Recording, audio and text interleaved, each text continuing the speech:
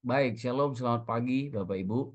Hari ini tentu hari yang luar biasa untuk kita semua dan masih melanjutkan tema besar kita di bulan ini yaitu clearing the path.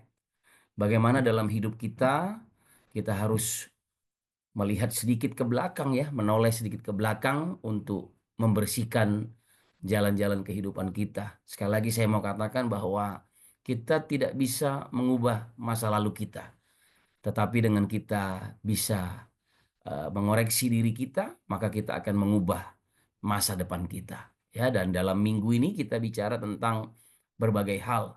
Dan satu hal saya mau sampaikan yaitu mengenai tentang forgiving without limits. Mengampuni tanpa batas. Ya, kita akan baca ayat-ayat firman Tuhan yang menjadi pokok-pokok pembahasan kita di minggu ini ya, Bapak Ibu.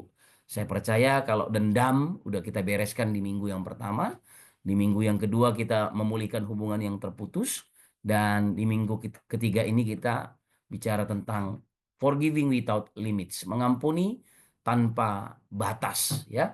Nah, kita buka di dalam eh, Matius 18 ayat 21 sampai 22. Tapi saya rindu membacakan satu perikop ini ya buat kita semua karena kita tahu bahwa kita membutuhkan firman. Nah, ini perumpamaan tentang pengampunan ya. Yesus berbicara tentang mengampuni.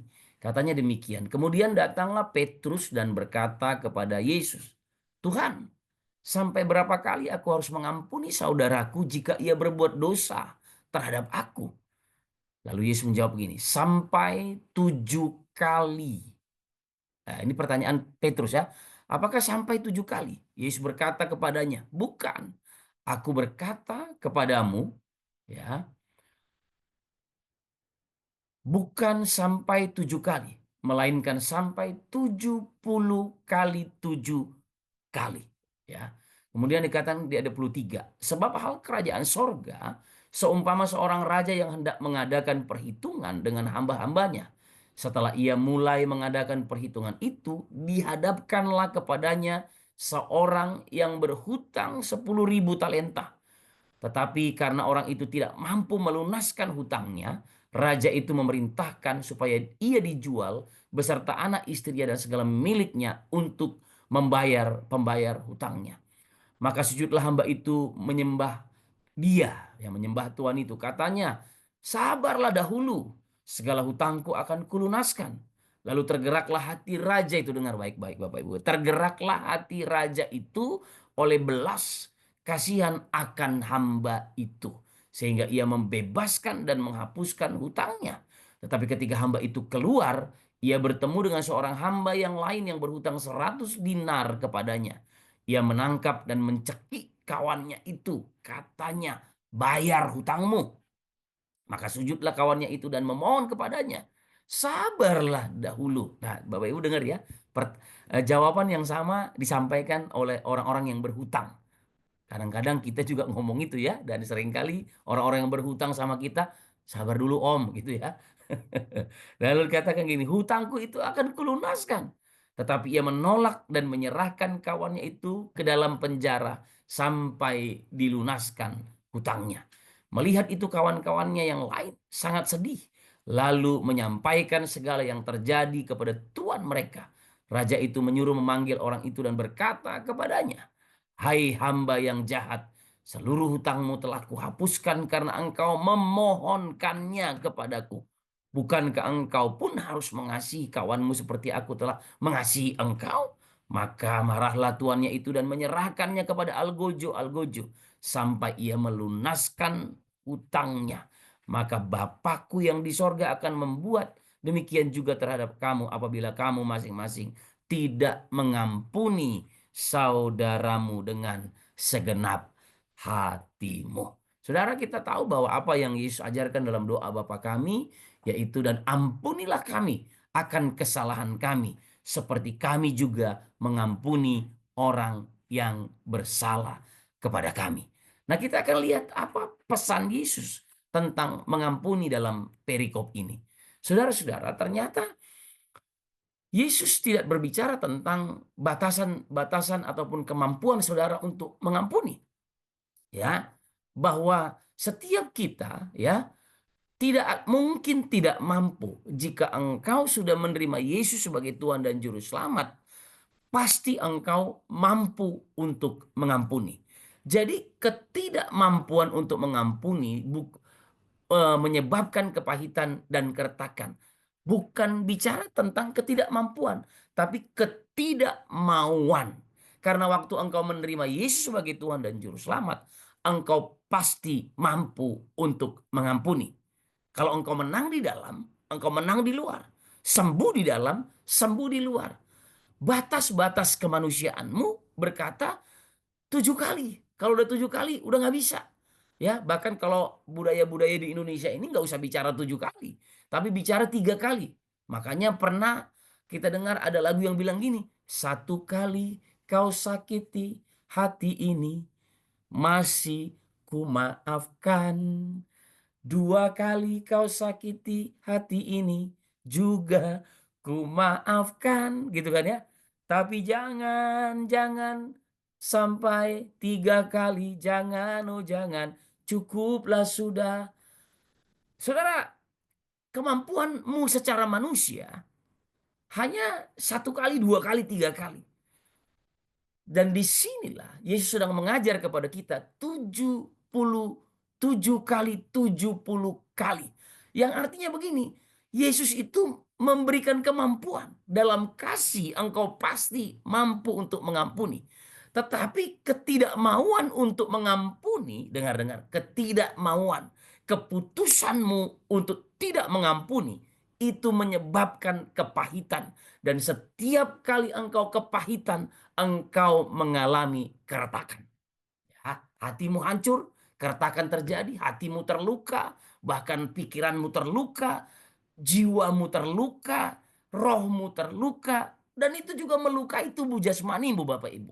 Jadi ketidakmauan, keputusan untuk tidak mengampuni, itu yang menyebabkan kepahitan dan keretakan dalam hidupmu.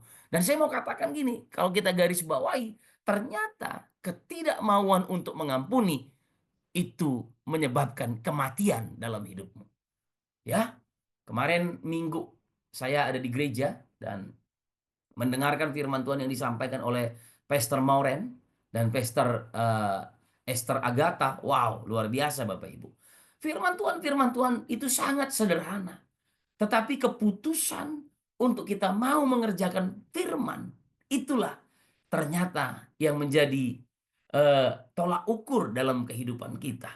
Jadi bukan pengetahuan akan firman, tetapi kesederhanaan firman yang disampaikan. Dan Yesus menyampaikan 7 kali, 70 kali. Yang artinya engkau itu mampu untuk mengampuni. Tetapi seringkali engkau nggak mau untuk memutuskan mengampuni orang yang bersalah kepadamu. Nah, saudara, coba nanti kita cek hati kita. Kita cek lagi diri kita. Kita cek lagi pengalaman-pengalaman kita dalam kehidupan kita. Kenapa kita tidak mau memutuskan untuk mengampuni, memaafkan orang yang bersalah kepada kita? Ternyata gini Bapak Ibu, saya menemukan ada berhala-berhala dalam hidup kita. Dan seringkali berhala-berhala itu kalau disenggol dari hidup kita, kalau disentuh, maka berhala itu akan muncul dan akhirnya kita memutuskan untuk tidak mau berdamai dengan orang lain. Nah, jadi nanti di dalam breakout room satu aja pertanyaannya, apa yang menjadi berhala dalam hidupmu sehingga engkau nggak mampu, tidak mau memutuskan untuk mengampuni, ya? Contoh misalnya orang kalau sudah uh, memiliki berhala ya dalam hidupnya. Contoh misalnya berhalanya itu adalah pelayanannya, gereja gitu ya. Oh, ini pelayanan gua ini pelayanan saya ini. Begitu ini pelayanan disenggol oleh orang, diganggu, disentuh oleh orang lain, maka hatinya jadi marah. Saudara, kalau Yesus yang ada dalam diri kita, dalam hati kita, dengar baik-baik ya, ini pernyataan penting. Kalau Kristus yang engkau taruh dalam hatimu, Kristus itu adalah kasih. Dan saya sudah sampaikan kemarin, bukti nyata daripada kasih adalah melepaskan pengampunan. Karena yang Yesus lakukan di kayu salib untuk hidup kita, satu aja, dia datang untuk mengampuni. Dan waktu dia datang untuk mengampuni, kita menerima pengampunannya. Kita memiliki hati yang sama dan kita pun harus mengampuni orang yang bersalah kepada kita. Nah, jadi waktu berhala kita disentuh, berhala itu sesuatu yang kita tempatkan lebih tinggi daripada Kristus dalam pikiran, dalam hati, dalam roh kita. Itu berhala namanya ya. Jadi waktu pelayanan kita diganggu, waduh, jadwal-jadwal kita diganggu, wah kita merasa bahwa nggak bisa nih. Harusnya kan ini jadwal saya, harusnya kan ini saya yang lakukan. Kenapa jadi dia? Kenapa ini gembala menyerahkan ke yang lain? Saudara, hati-hati. Ya, itu yang seringkali membuat kita tidak mau untuk mengampuni. Maka itu sebabnya waktu kita menerima kasih, menerima pengampunan, semua berhala harus dilepaskan dari hidup kita, terlepas. Tapi seringkali waktu kita menerima itu, kita tidak mau melepaskan berhala-berhala itu, sehingga waktu berhala kita disenggol, waktu berhala kita diganggu, maka kita ini hidupnya terganggu, Bapak Ibu. Nah, itu sebabnya bukan kita tidak mampu, tetapi kita tidak mau. Dan itu yang menyebabkan kepahitan dan keretakan dalam hidup saudara-saudara. Itu sebabnya melalui pengampunan, kita dilepaskan dari beban dendam dan diberi kekuatan untuk hidup dalam damai. Ya, saya ulangi lagi nanti di breakout room, satu aja ya Bapak Ibu. Apa yang menjadi berhala dalam hidupmu? Yang menyebabkan engkau, kalau berhala itu diganggu, maka engkau marah. Dan engkau sulit untuk melepaskan pengampunan. Padahal kita udah mengerti prinsipnya. Melalui pengampunan, kita dilepaskan dari beban dendam.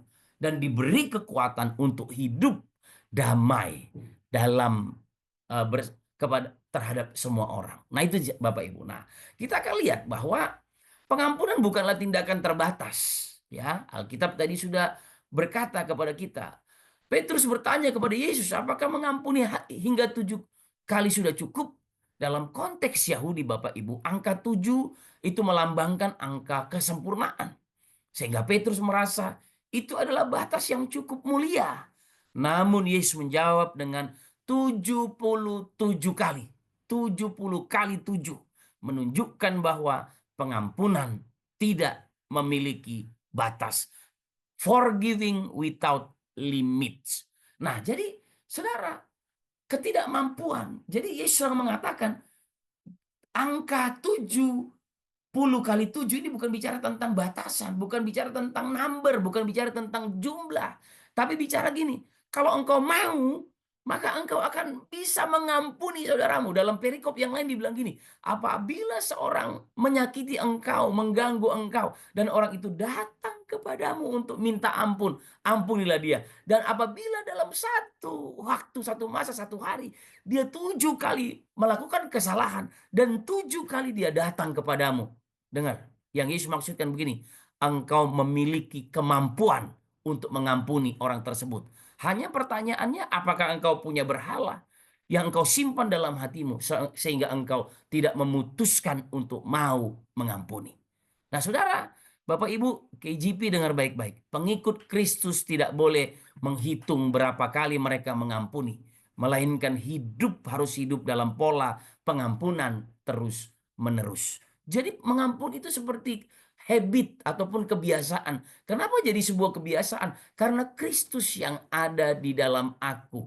Itu sebabnya Paulus bilang, hidupku bukannya aku lagi, tapi Kristus yang hidup di dalam aku. Kalau kita lihat pesan-pesan firman Tuhan yang kita dengar dalam beberapa minggu ini, bagaimana Petrus eh, dengan hubungannya dengan anak-anak rohaninya, dia mengalami banyak struggle, mengalami banyak masalah.